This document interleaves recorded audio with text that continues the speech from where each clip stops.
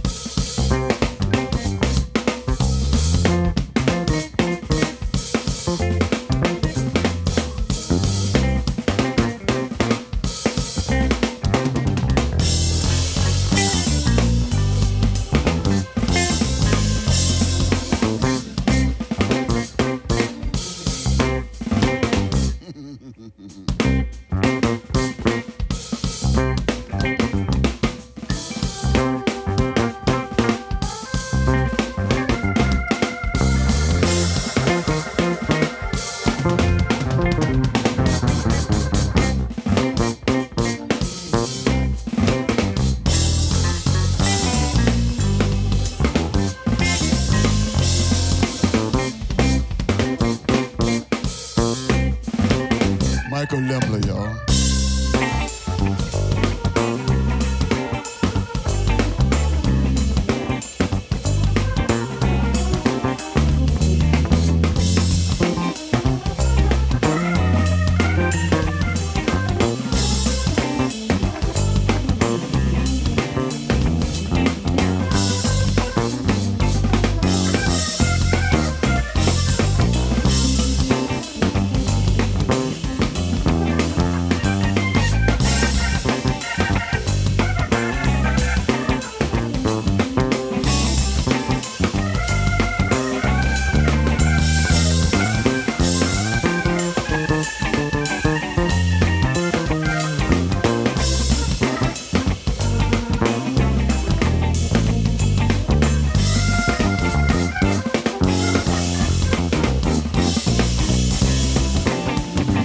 Seconds, y'all.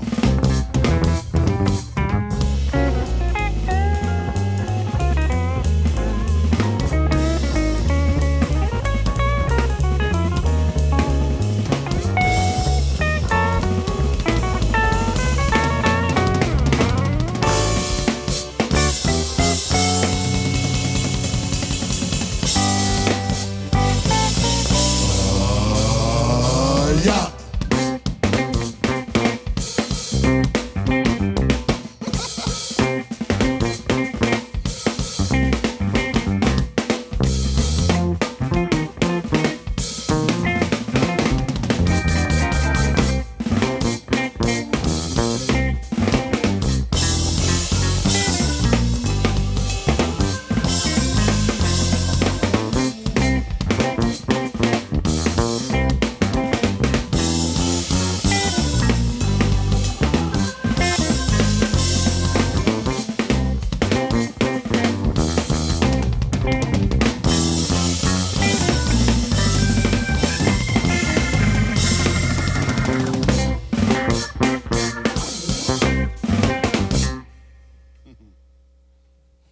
Oh, George Porter Jr. and the Runnin Pardners live on WNCW. Show tonight at Sierra Nevada in Mills River, North Carolina at the High Gravity Room. And festivities start at 7. I don't think you've got an opener tonight, so you go on a little after that. Yeah, I think we hit to take the stage about 8 p.m., yeah. Yeah. Tell us about your band, because I know you've got some longtime members of the band, some newer members of the band. Let's hear it for these fellas. Well, it's Michael Lemler's over there on the keyboards and vocals, and he's a 27-man chord holder. He's been in the band longer than I have. Well, almost. And over here is on Chris Atkins is on guitar and vocals. And he's the youngest member of the group. I think he's only been here for how many? 5 years? Wow. And Terrence back there on the drums, Terrence Houston, and he's been in the band for how many? 14 years. All right. Wow, so, you know. And how do you get the gig? What's trying out to be in your band like? How did they make the grade? Well, I started filling in when his previous guitar player was kind of he couldn't make some shows and he was getting ready to retire in 2018. And George never officially told me. We were over in England. We did a little run over there, and the first night in Manchester, he was like, and this is the newest member of the group. So I found out on stage in Manchester. It's a lot of material. There's Meters material, George Porter Jr. material, and then all the material that George has recorded over the years. So if you know all of that. And he knew all of it. Well, that's a lot, because, George, you've got over 100 songs, just your own songs. Yeah, I think so. I was adding up some stuff the other day, because there's a few things I forgot to do the copyrights on. So I was going back through the little list, and there's like 11 albums. I didn't know I had that many records. So I said, wow, I did that, you know. But I mean, the funniest thing about Chris was that one day in the band we were riding to some gig, and you know, we say, Chris, why don't you write the set list, you know? And he said, really? I said, yeah. So Chris wrote the set list, you know, and on my little iPad, and he passed it back to me, and I looked at it, and I passed it to Michael, and Michael said, but Chris, we don't know half these songs. They were George's songs. It was all my songs that we hadn't played in 20 years. But like, you do that. Don't play these? These are good songs. We need to play these songs. But you switch up a lot. You don't play the same set twice, do you? Not easily. You know, most of the time, especially like on runs, anytime we got to do a 3-day run all in a row, I try not to play the same. You know, there's a few songs that's from the new record that we'll play almost every night, but usually kind of do like 3 or 4 from the new record each night, and you know, switch them around. You know. Great. But the main part of the sets are usually definitely you know, switch them up. You know. It's kind of easier, especially with, you know, with the streaming and all that kind of stuff going on. You know, it kind of makes most sense to try to play some new songs. And then I take it because Chris comes with set lists that you know, that makes us have to go back and learn. Loving You is on my mind. He wants to start doing that song. You know, okay. So that's an old Meter song that hasn't been well, it got re-recorded by the Social Pleasure Club, okay. Right after Hurricane Katrina, and but never got played. You know? How about Terrence? How did you get into the band, Terrence? Well, that had to be a hard one to get as the drummer. I mean, you know, like a drummer in New Orleans, you got to be tops, right? Yeah, you got to be able to play a little. But I was hanging out with Raymond Weber at Marvin Wright's benefit at the Rockin' Bowl one night, and George was on stage. It was like an all-star cast of all the top musicians in New Orleans. They showed up for Marvin, and Raymond was like, you know, George just fired Russell again. You might want to get in on that. I was like, oh, yeah? So Raymond introduced me to George's daughter, Katrina, and she gave my information to George, and George sent me out a link to, for some music to learn, but the link didn't work, you know, so I went to the Maple Leaf on the Thursday night, sat in a little bit, played a little bit with George. He gave me a CD and told me to learn these songs, and I called him back like a day or two later. I was like, I'm ready, and he was like, I'm not ready. So, you know, he called me back once he was ready, and went up there, played a little bit. He heard me playing around on the drums a little bit. Then came in, ran through the songs a little bit, and then he was like, all right, I'll call you back. And story has it that after the audition, Arrow, George's late wife, she was listening, downstairs listening the whole time. So like once the audition was over and I left, and Arrow was like, so you found your new drummer, right? And George was like, I haven't auditioned the other cast yet. She was like, so you found your new drummer, right? And the rest is history. Yeah, you don't need to hear those other guys. All right, it was meant to be. Terrence then. came in knowing the stuff better than us. Yeah, right. Awesome. He was ready. He came prepared. I mean, at the sound check, and it was at the rehearsal. It was just, I think, just Brent and myself and Terrence. No, it was me and you. You was there too? Yeah.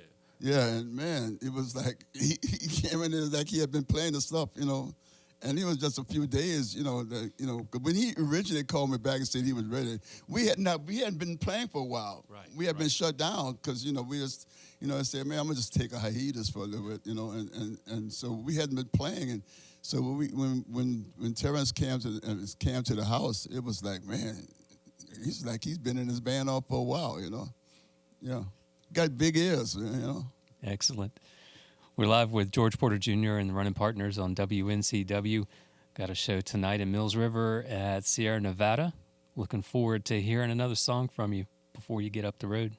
Yeah, this is one off the new record, and you don't want to know how Michael got in the band? Oh, yeah. Well, actually, we talked about Michael being predating the band, but yeah, we don't want to leave him out. So we talk about George. How did you get in the band? How's he still in the band? That's what I want to know.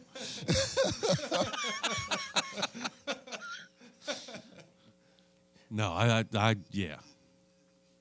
I don't know. How did I get in the band?